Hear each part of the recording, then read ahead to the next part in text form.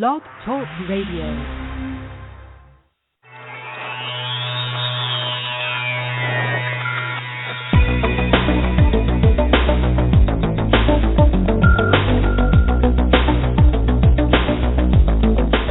Across the country and around the world, streaming live on the internet, it's Real Estate Coaching Radio, bringing you the latest news, interviews, and secrets of the top producers.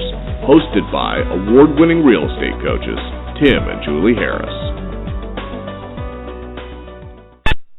Welcome back to Real Estate Coaching Radio, and we are your hosts, Tim and Julie Harris. And if this, of course, is your unfiltered, full-strength honesty, your source for all information about what is truly working, get you into action, make you money in this new real estate boom. So I did a few free coaching calls today, and I know Julie did as well, and it was very interesting to me that a lot of you, some of you who have just discovered us, are, again, discovering us because your real estate businesses are really starting to take off, and you don't quite know really how to handle it. In many cases, your success is not necessarily locked down yet for this new real estate recovery, and you're wanting to learn what to do to make the most of this new real estate boom. You know, this real estate boom will probably last 7 to 10 years. That's what I would expect. That's what all you should be prepared for mentally and emotionally, and that way you can be benefiting financially down the road. It's really quite simple. When it comes to your mindset about your real estate business, it really has to be completely changed than it was, say, for example, over the last 7 years. So let's start with the simple fact that real estate does go in cycles. It goes into a 7 to 10 year cycle, and what we're experiencing now is an up leg that will last 7 to 10 years. In some parts of the country, in some markets, maybe even in your market, it's not feeling particularly boomish yet, but it will. Compare this market to, say, how it felt 2 years ago, and I'm sure even in a slow recovering market, you're still going to be able to, look to see that indeed the market has been recovering. It's going to recover quicker and quicker. There's all kinds of different signs that the economy is recovering in all different sectors. And really, long story short, guys, we are at the very beginning stages of the new real estate boom. A lot of times when we do these free coaching calls, the question that comes up all the time is, what should I be doing? What should I be focused on? A lot of you know what you should be focused on, know what you should be doing. You just don't do it. But let's just start with the real basics. When you're rebuilding your real estate business, or when you're really trying to make the most of this new real estate boom, you've got to take into consideration, first of all, what your actual strengths are. Not everyone's going to be coming to the real estate market with the same set of strengths. Not everyone's going to be coming to the real estate market with the same abilities. Not everyone's going to come to the real estate market with the same backgrounds. I had a free coaching call earlier today with a gal who was a fairly recently retired school teacher, and her goal was to make essentially $2,000 a month and, $24,000 a year. Very realistic expectations for what she can do in her real estate business. So the advice that I'm going to give her on her free coaching call is going to be completely different than, say, for example, if I'm talking to somebody that's already selling 200 houses a year, that wants to basically save $1 million in cash over the next 24 months. I had one of those coaching calls where someone's wanting to increase their net worth, and they've already got a very strong real estate business, and they're not really sure why, they haven't been increasing their business every year. And the suggestions that I gave to that person was, just because what you've done in the past worked, it's not guaranteed that it's going to work in the future. This new real estate market requires new sets of skills, new ways of thinking. It's interesting to me that in the past, real estate cycles, like what was working in the real estate business, it would work for maybe 7 years, maybe longer. And you look back to some of the things that are being offered to you guys as far as educational products, it's the same stuff that in many cases was being offered, 20, 30 years ago. You got, the over-the-phone prospecting, you have the bait-and-switch advertising, you've got the buyer referral type stuff. So those are the sort of core elements of the things that have been offered to agents for ages and ages and ages. Now, some of you are frustrated because you're realizing that, you're still doing all the things that you learned to do, that you were told to do, say, back in the 90s, and it's not working as well as it used to. And you're starting to blame yourselves. That's a huge mistake. The fact is that it's not your fault that you're not actually producing like you were before. Most likely it's not completely your fault anyway. It's what you're trying to do doesn't work as well as it used to. So sometimes people come to their free coaching calls and they ask me questions like, Tim, I used to do nothing but over-the-phone prospecting, calling FSBOs and expireds, and now it doesn't seem to work as well, or now I'm not getting the same level of results. And I can hear in their voice that they're doubting themselves. But the reality is, it's not them that's the problem. The fact is, it's the reality of it is, it's the way that they're doing it. It's the scripts that they're using. In some cases, it's the fact that, hey, guess what? Virtually everybody uses a cell phone now. So is it really truly a surprise to you that you can't get the phone number sufficient enough for you to make the contacts? So what's happened is the market's changed, but in that particular example, that coaching student hasn't changed. They need to evolve their approach to the market, and they need to realize that just because what they did before worked, there's no guarantee that it's going to work at all or at the same level. Centers of influence in past client marketing, that's another, for example, and we talk about that a lot. So it'll always work at some level, but it won't work the way it used to work. And I'll give you a very simple explanation. If you were in the market today to purchase, let's say you needed to find a roofer to fix a roof on your house. I mean, Julie and I have a slight roof leak in our house here in Austin, Texas, and it doesn't rain very often, so it's not that annoying, but, I've got to get it fixed, right? Well, we only moved here last year, so I don't know a roofer. So what I'm going to do, and this is the process that I'm going to go through, and this is the process that everybody goes through, is the first thing I'm going to do is, obviously I'm going to ask myself, do I know a roofer? And in my particular example, the answer is no. Then I'm going to go and I'm going to start maybe asking some of our neighbors, or I might ask, somebody else I know, a coaching student in the area, that, who do you suggest as a roofer? And if they don't know somebody, then and only then will I start being susceptible to an ad. And that might be an online ad, it might be a mailer, it might be something of that nature. So what we know statistically is that most people, when they're going through the process of deciding who they're going to hire to and let's say, obviously perform a real estate service for them, they're going to go through the same process. Do I know somebody? If not, can I ask a trusted friend or advisor? And if they don't know somebody, then I'm going to respond to an ad. Advertising is the least effective, and I think statistically, I don't remember the exact numbers, but when you look at these different studies that have been done on the decision-making process, most people will make their decision who they're going to hire based on the first two categories. Do I know somebody personally, or can I get a referral from a trusted friend or advisor? And it's something like 9% of the time then they'll hire somebody based strictly on an ad. Now, as you enter into this new real estate market and new real estate economy, you have to realize that is the same process that people use. And so traditional buy referral only type marketing did work in the past because that was the process. It was leveraging the fact that most people will do business with somebody that they know or a referral from a trusted friend or advisor. Okay, everyone's on the same page. Now, here's the reason that it doesn't work at the same level. Because who people know and who they go to for advice has changed. So say 10 years ago, if you wanted to hire a roofer, you would have probably either known someone or found someone through a friend. Nowadays, if you want to hire a roofer, what do? If you don't know somebody, you don't go to a friend first. You go to the internet first, don't you? You start doing searches on social media. You might go to Angie's List. You might go to all kinds of different things to find somebody that you trust. And then maybe in your pursuit of finding a roofer on, say, Angie's List, you might, click on an ad. See, the whole process of going about selecting a realtor, if you're relying on centers of influence and past clients, it's changed, but the way that agents are being taught to use that system haven't changed. You guys are still being taught to do pop-ins, drop-bys, drop-off forget-me-not seeds and pumpkin pies and all these different types of things that did work in the past but won't work at the same level today. You guys get what I'm saying here? So what you've got to do is you've got to embrace the fact that those old concepts, they will not work at the same level. You can work them as hard as you like for as long as you like, but the results are still going to be diminishing. Another thing that's happened, and I've seen this happen, and you guys have too, you've experienced all of this. I mean, when I say stuff like this to you, a lot of you are, I'm sure, saying to yourselves, well, of course, Tim, that's what happens. It just makes sense. And yet, thousands of you are still beating your heads up against the wall trying to get any kind of result from doing these same things that you intuitively know don't work anymore. Let's go back and talk about the centers of influence and past client marketing. Everyone's taught that that's the core fundamental element of all their businesses, and it's true. But if you're thinking that you're going to get results from it, say, for example, doing the mailers and doing all that, and you think that you're going to be mailing something unique to your centers of influence and past client, or the forget-me-not seeds are going to put you top of the mind when they decide that they want to put their house for sale, and again, in the past 10, 15, 20 years ago, that may have been novel. But now there's so many different agents that are doing something very similar to that, it's oversaturated. Just because, and here's the idea, just because somebody is on your center of influence and past client list, what makes you think they're not on dozens of others? You see, guys? Now, when you put all these pieces together and you look at all the complexity that's entered into the marketplace and how much things have changed, and then I have one of these free coaching calls with you guys, and I hear in your voice you're scared sometimes, you're frustrated, you're wondering why this real estate recovery is passing you by, and you think that you've lost your edge. I'm here to tell you, in many cases, you haven't lost your edge.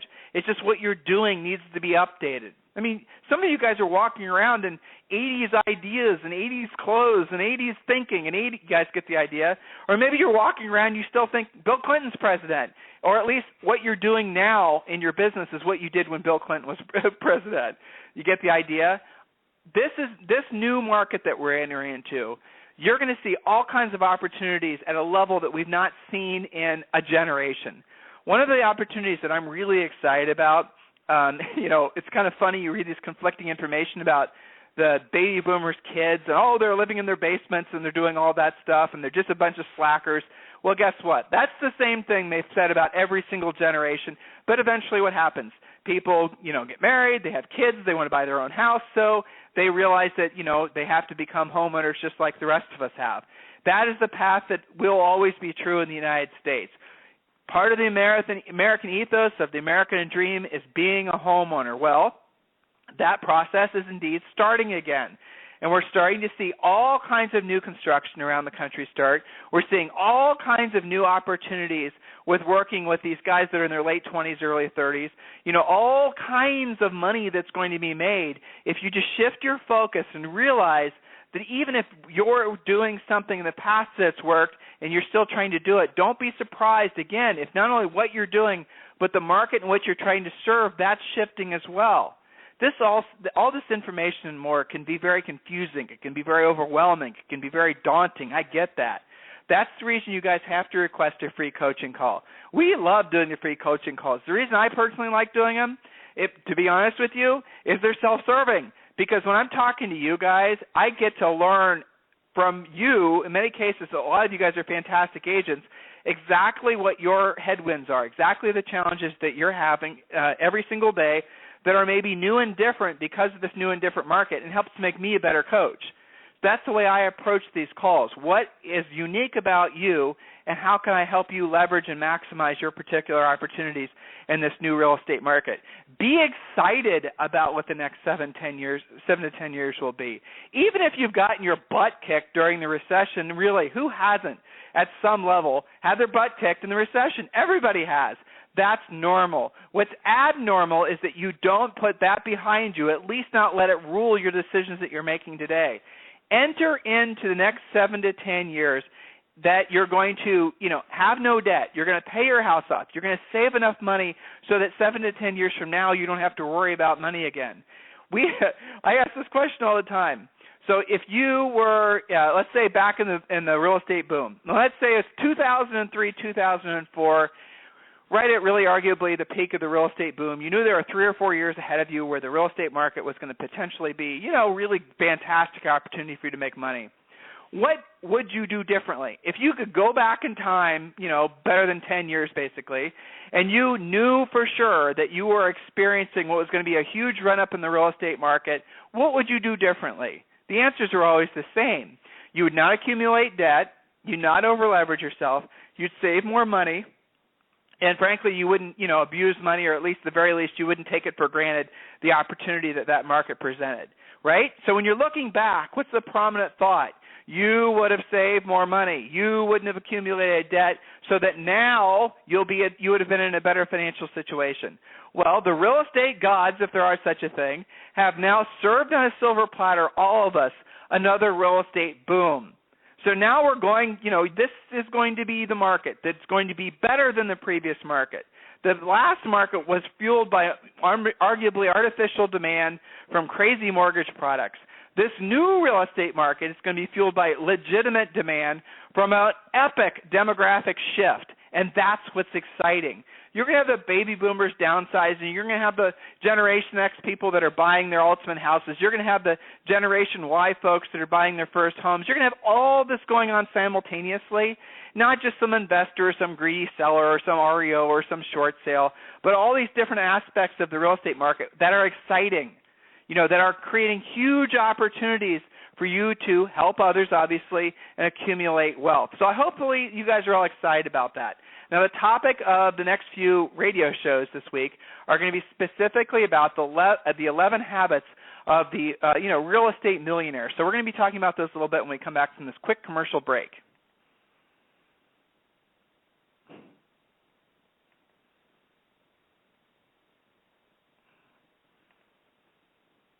Okay, well, no commercial break for you.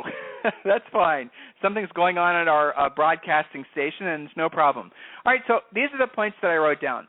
Point number one, and Julie and I were researching these points because we were kind of sitting down actually over the weekend, and we were writing down what are the things that we see in common amongst the top producers that we don't necessarily see in virtually any other level of production. So let's assume a top producer is going to be somebody that's selling in excess of 100 homes per year, somebody that's making, hundreds of thousands, if not millions of dollars per year. So this first point I thought was really interesting, and Julie wrote this one down. Brag discreetly. Brag discreetly. In other words, don't toot your own horn. Don't get in the position where you're constantly talking about yourself and your success and your accomplishments. One of the things that is a huge turnoff to everybody is when, basically people know that when you're around you, all you want to do is talk about yourself. So that's a bad habit. It's a bad habit that will actually result in you alienating folks that might otherwise choose to do business with you. Some of you have gotten into the habit of talking about yourselves too often, and you brag about your success too often, or you talk about your failures too often. In other words, you're talking about yourself too often. One of the things you can do to stop that is write this down. You need to, these a couple good points is you need to count how many times when you're talking to somebody you use personal pronouns. I, me, things of that nature. How often do you want to turn the conversation to talk about yourself? How often are you listening to someone talk where what you're thinking about is what you're going to say next? In other words, you might be with them listening to them talk, but what you're really doing is you're thinking about what you're going to say next. You know what? People can sense that you're not listening. People can sense that you're basically waiting on bated breath to say your point. It is rude, and again, it's going to run people off. Become a good listener, and the first thing you can do is stop talking about yourself. Stop talking about your accomplishments. Stop talking about your failures. Just don't talk about yourself at all. Follow this conversation pattern. Write this down, guys. F-O-R-D. Ford, right? So you guys, some cases, don't know how to steer the conversation away from you and towards other people, and that's fine. So follow the pattern of Ford. And when you're talking with someone in a party, when you're walking your dog, when you're in line at Starbucks, the way you make it so that you are making a everlasting positive impression about yourself with them is you don't talk about yourself. You express interest, sincere interest in them. You learn to ask questions about them. So before I get to the particulars of what Ford stands for, here's the idea. When was the last time anybody ever asked you any questions about you? Think about that. When was the last time, someone actually went beyond the how was your day, how are you feeling, those niceties of our society, which are nice, right? But how often do those conversations actually lead to somebody? When is the last time somebody actually was listening to what you had to say? And, how do you know they're listening? Because they're listening to what you're saying and they're responding based on what you said. So few of us have any opportunity to talk to anybody ever that actually gives a crap about what we have to say. If you're lucky, your mother might be that person or your grandmother. It's so rare that we actually have anyone in our life that actually listens to us. It's interesting, isn't it? Well, I can tell you a lot of our coaching students, one of the first things we always try to teach them is what I'm sharing with all of you guys right now. And, I know for a fact that Julie, myself, and a lot of our other coaches, we hear on a regular basis that our students know that we care about them. And how do they know that we care about them? Because we know to listen, and we never talk about ourselves. Our time with you on a coaching call is not about us. It's about you. It's about what's best for you. It's about helping you accomplish your goals and dreams. It's about helping you find the shortest path to get the greatest result. It's about helping you avoid the pitfalls of, that so many other agents will fall prey to because they aren't knowing the way around some of the obstacles that this real estate industry presents to us. Coaching calls are about you, but outside of that, not ever does someone actually show sincere interest in you. You become the person that shows sincere interest in other people, and you will have a magnetism towards success.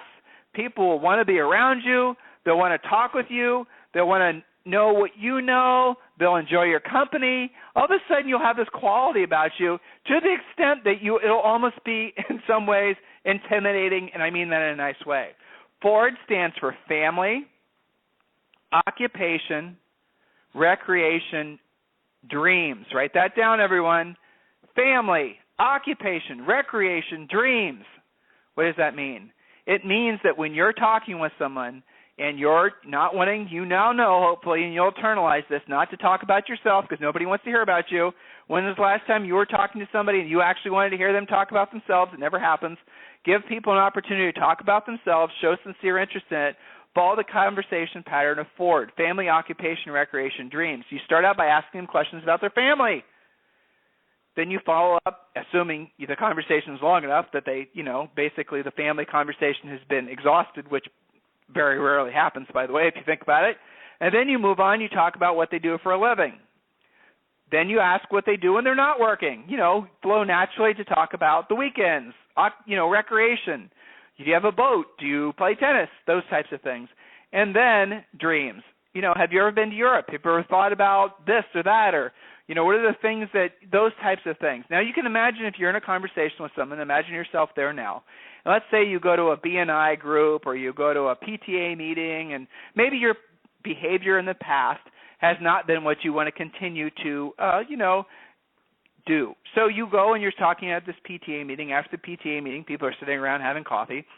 You're not going to talk about yourself. You're not going to talk about your real estate deals. You're not going to talk about anything other than their families. So you're going to connect with some folks, and you're going to start asking them questions about their families. Where are they from? How long they've lived in the area?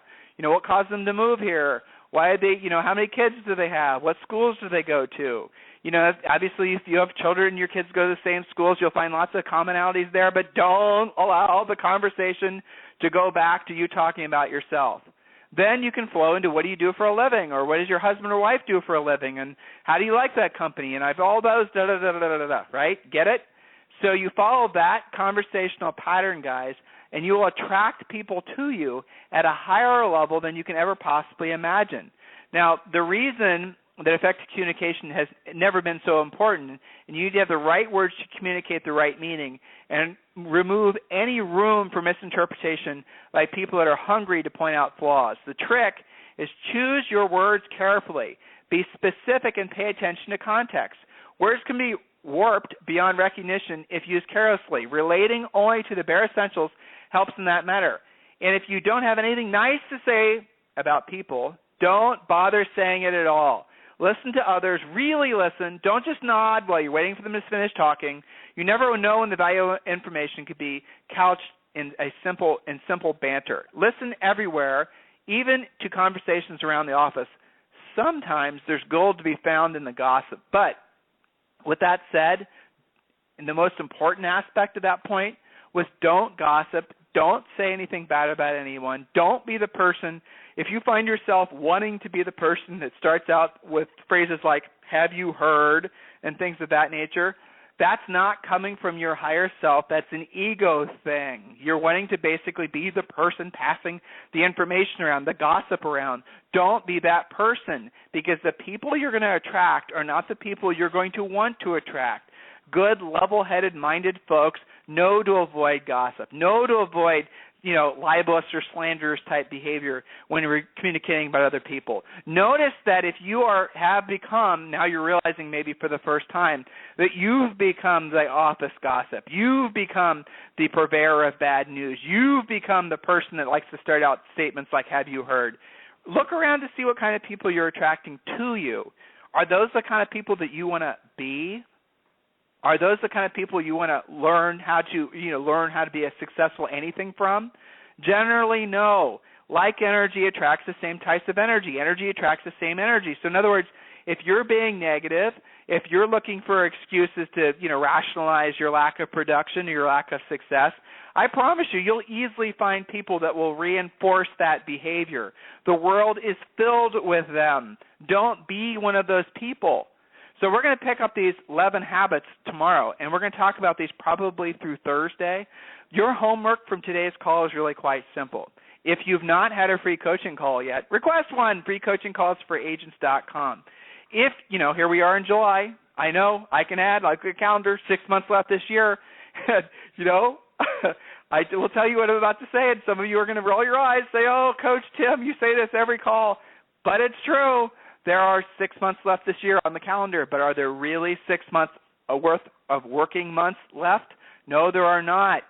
It's quite simple. Your homework from today's coaching call, from today's Real Estate Coaching Radio show, is to take a calendar out, starting with December, then work your way back and start marking the days that you will not be working. Or you can mark the days that you will be working. It's up to you. Be honest. Be realistic. You will not be working for 2 weeks in December, maybe longer. You will be taking probably time off in November for Thanksgiving. I'm sure you will. Last week in October, let's be honest, that's not really going to be a very productive week. Oh, keep on going back. You have challenges in September with kids going back to school. Obviously, that sometimes affects August sales as well. Oh, of course, August is usually family vacation month. You guys get the idea.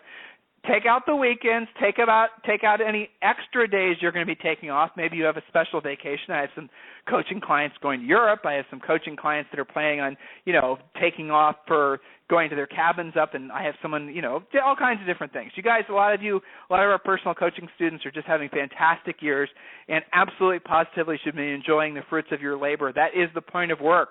The point of work is to support your lifestyle. Your lifestyle is not to support your work. So enjoy it. Enjoy the summer. Enjoy your family. Enjoy being alive. Embrace the opportunities that you've created for yourself. But guys, be realistic. If we're being honest and you start taking out the weekends, taking out the normal holidays, taking out the extra time you're taking off, how many actual working days do you have left this year? I bet it's not even 60, 2 months. So effectively, you don't have 6 months worth of working days left. You have maybe 2 months worth of working days left, 60 days. With that in mind, how do you feel? I bet you feel a lot more pressure. Challenge me on this. Go to a calendar. Do it. Find out if what I'm telling you works for you. It will. And then ask yourself, what do I need to be doing now to take advantage of the next 6 months? Embrace the fact that we're at the beginning stages of the real estate boom. Embrace the fact that you can write your own real estate comeback story. You can make the next 7 to 10 years. This isn't hype, guys. It's just a fact. 7 to 10 year real estate cycles have been true forever, and we're just entering into another 7 to 10 year real estate cycle. Make the most of it. Make this not just your opportunity to write your comeback story, which is the case for a lot of you. You're rebuilding from the real estate crash, but make this the best opportunity, the best cycle in your personal life, your business life, your personal life, your financial life. Every aspect of your life over the next 7 to 10 years is the best 7 to 10 years of your life. I don't care if you're 81 or if you're 18. It doesn't matter where you are. Realize that in this industry is going to be better than the best 7 to 10 year cycle we've ever experienced probably in the last 100 years. Every demographic reason is pointed in our favor. Interest rates are pointed in our favor. Family formation is supporting the 7 to 10 year cycle. Every single, look how many new people are moving to the United States. More than ever, America has become the landing spot for immigrants, especially, hey, look around, guys, immigrants that bring lots of money with them. In the upper end, the $1 billion, a lot of you guys are working with really, really high-end clients. Well, you think that market's going to reduce? Heck no, it's just getting started. Realize where you are. Be realistic about where you want to be. Realistic in the sense that think big. And if there's anything we can do for you, request a free coaching call. Free coaching calls for agents.com, free coaching calls for agents.com. Priority is obviously given to our existing coaching students and for those of you who are ready to become coaching students. And listen, do your homework, do the calendaring exercise I just asked you to do, and we'll talk to you tomorrow on the radio. Have a fantastic day, and again, talk with you tomorrow.